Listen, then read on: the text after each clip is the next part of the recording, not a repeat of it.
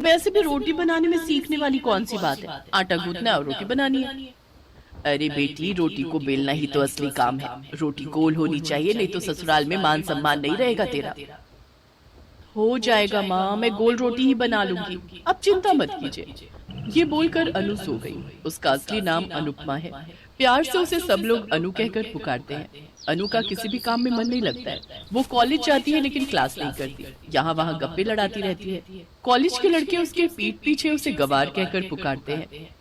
ये अन्नू कितनी गवार है, उसे कुछ भी नहीं पता। गवार है तो क्या हुआ, सुंदर कितनी है वो। आजकल गुण कौन देखता है भाई। वो इतनी सुंदर है कि किसी सरकारी नौकरी वाले लड़के से उसकी शादी हो जाएगी। सच में अनु सुंदर तो बहुत है, इसीलिए उसे अपनी सुंदरता का घमंड भी है। अनु अक्सर कहती है, मैं किसी ऐरे गहरे नथु खैरे से शादी नहीं करूंगी, मुझे तो सिर्फ सरकारी नौकरी वाला लड़का चाहिए। कॉलेज खत्म हो गया और अनु कॉलेज में फेल हो गई। उसके पिता ने कहा, बहुत हो गई पढ़ाई, अब तुम शादी कर लो अन्नू। वैसे भी पढ़ाई लिखाई में तुम्हारा मन नहीं है। ठीक है पापा, आप मेरे लिए सरकारी नौकरी वाला लड़का ढूंढ कर लाइए, मैं शादी कर लूंगी। अनु के पापा अनु के लिए लड़का ढूंढने लगे। अनु सुंदर थी, इसलिए उन्हें ज्यादा मेहनत करने की जरूरत नहीं पड़ी। अनु के लिए एक के बाद एक लड़कों के रिश्ते आने लगे। अनु ने एक अमीर सरकारी नौकरी वाले लड़के को चुन लिया। उस लड़के का नाम अनिमेश था। कुछ ही दिनों के अंदर अनिमेश और अनु की शादी हो गई। अनु ससुराल चली गई। उसने सोचा, अमीर घर में आ गई हूँ, अब तो पैर पर पैर रखकर आराम से जिंदगी बिताऊंगी। लेकिन उसके सपनों पर पानी फिर गया।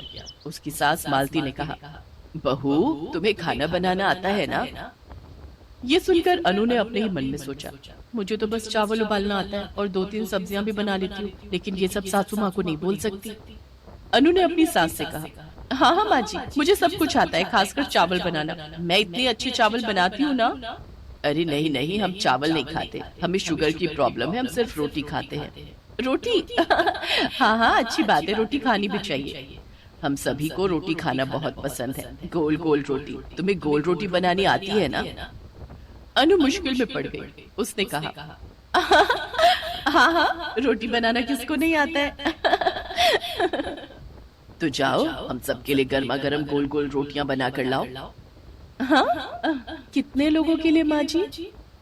10 लोगों के लिए। मेरे रिश्तेदार तुम्हें देखने आए हैं ना, सबके लिए गोल गोल रोटी और चने की सब्जी बना कर ले आओ।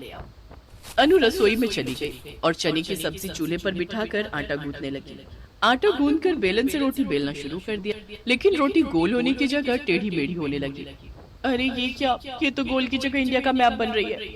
आए, अब मैं क्या करूं? घर में इतने सारे मेहमान आए, सबके सामने मेरी नाक कट जाएगी।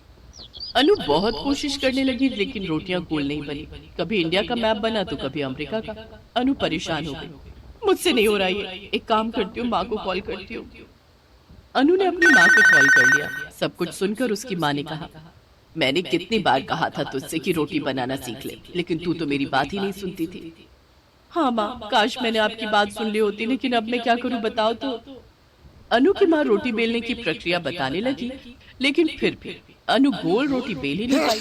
उधर मालती चिल्लाने लगी, बहू कहाँ रह गई तुम? रोटी सब्जी हुई कि नहीं? हाँ माँ जी, हो गई है। अनु ने चने की सब्जी और रोटियां लाकर सबके सामने रख दिया। रोटियां देखकर सब लोग गले फाड़ फाड़ कर हंसने लगे। ये रोटी है। ऐसी रोटी तो मैं बचपन में बेलती थी, बहू को रोटी बनानी नहीं आती। ये कैसी बहू लाई है मालती, गोल रोटी ही नहीं बना सकती, घर कैसे संभालेगी? सबके सामने अनु की बहुत बेइज्जती हुई। सब लोग खाना खाकर चले गए। तब मालती ने अनु को बहुत डांटा। डांट खाकर अनु रोती हुई अपने कमरे में चली गई। वहाँ उसका पति अनिमेश भी उसे उल्टा सीधा सुनाने लगा। अगर पहले बता देती कि तुम इतनी निकम्मी हो तो तुमसे शादी ही नहीं करता मैं। कल मेरे दोस्त आने वाले हैं तुम्हारी हाथ की रोटियां खाने। कल भी इज्जत मेरी मिट्टी में मिल जाएगी। नहीं नहीं, मैं गोल रोटी बना लूंगी। लेकिन कैसे? सुनो अनु, अगर कल रोटी गोल नहीं बनी ना तो मैं तुम्हें मायके रखाऊंगा। रात को अनु को नींद नहीं आई। वो बस गोल रोटी कैसे बनाया जाए ये सोचने लगी, लेकिन उसे कोई आइडिया नहीं मिला। अगले दिन सुबह सुबह अनिमेश के दोस्त लोग आ गए और अनु से कहा, भाभी आ गए तुम्हारी हाथ की गोल रोटी खाने, अब बस हमें रोटी बनाकर खिला दो। हाँ हाँ, क्यों नहीं, बैठो भी लाती हूँ। अनु रसोई में आटा गूंदने के बाद रोटी बेलने लगी, लेकिन रोटी आज भी गोल नहीं हो रही थी। पास ही में अनु ने आटा गूंदने के बाद पेड़े बनाकर रख दिए थे। तभी उसका पैर फिसल गया और वो एक पेड़े के ऊपर बैठ गई। हे भगवान, सत्यानाश हो गया। अनु खड़ी हुई और देखा वो जिस आटे के पेड़े के ऊपर बैठ गई थी वो पूरा गोल हो गया था। ये देखकर उसके दिमाग में एक आइडिया आया, अरे मैं तो ऐसे ही गोल रोटियां बना सकती हूँ। बस और क्या, अनु एक के बाद एक पेड़े के ऊपर बैठने लगी और रोटियां गोल बनती रही। वो रोटियां लेकर अनिमेश के दोस्तों के पास आई। गोल रोटी देखकर सभी बहुत खुश हो गए।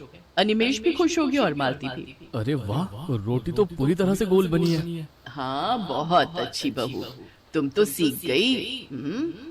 हाँ भाभी, गोल गोल रोटियां खाकर तो मजा ही आ जाएगा। वो लोग रोटी खाने लगे। भाभी और रोटी बनाकर लाइए ना। अनु रसोई में चली गई। तभी अनिमेश का एक दोस्त अचार मांगता है। अरे अनिमेश, थोड़ा अचार मिल जाता तो बढ़िया होता। हाँ हाँ, तू रसोई से ले आ, जाकर भाभी को बोल दे, वो दे देगी। वो लड़का उठकर रसोई के पास गया और देखा अनु पेड़े के ऊपर बैठकर रोटियां बना रही है। वो सभी को बुलाकर लाया और सभी ने ये देख लिया। बहू, ये क्या कर रही हो तुम? ऐसे बनती है गोल रोटी? मुझे माफ कर दीजिए माँ जी, मुझे रोटी बनानी नहीं आती थी इसीलिए तुम अपने पिछवाड़े से गोल रोटी बना रही हो। लानत है तुम पे। मेरे दोस्तों को ऐसी रोटी खिला रही हो तुम।